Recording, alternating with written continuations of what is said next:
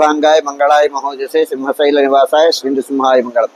శ్రీ శ్రీ శ్రీ వరాహలక్ష్మి నృసింహస్వామి వారి సన్నిధానంలో ఇవాళ వైశాఖ పూర్ణిమ సందర్భంగా రెండవ విడత చందన సమర్పణం జరిగింది.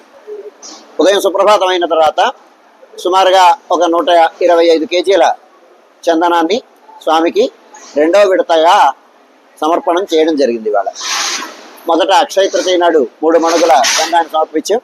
ఇవాళ కాస్త ప్రౌఢ రూపం అన్నమాట.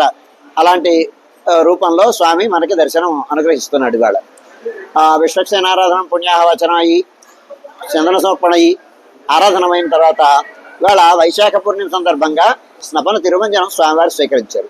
విశ్వక్సేనారాధన పుణ్యాహవచనం పంచకలసావాహనం అయిన తర్వాత స్నపన తిరుమంజనం అయిన తర్వాత అలంకారం అయిన తర్వాత విశేష నివేదనం మంగళాశాసనం చేతమర గోష్ఠితో ఈ కార్యక్రమం పూర్తయింది.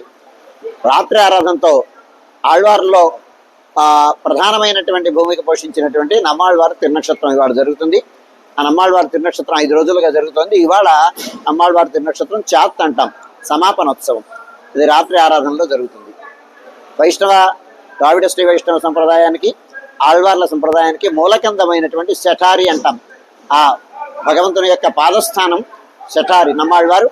అట్లాంటి నమ్మాళ్వార్ల యొక్క తిరునక్షత్రం మహోత్సవం జరుగుతుంది. తిరునక్షత్రం అంటే పుట్టినరోజు అన్నమాట. మహోత్సవం జరుగుతోంది ఇవాళ. అంచేత ఈ సందర్భంగా శుభదినం ఇవాళ.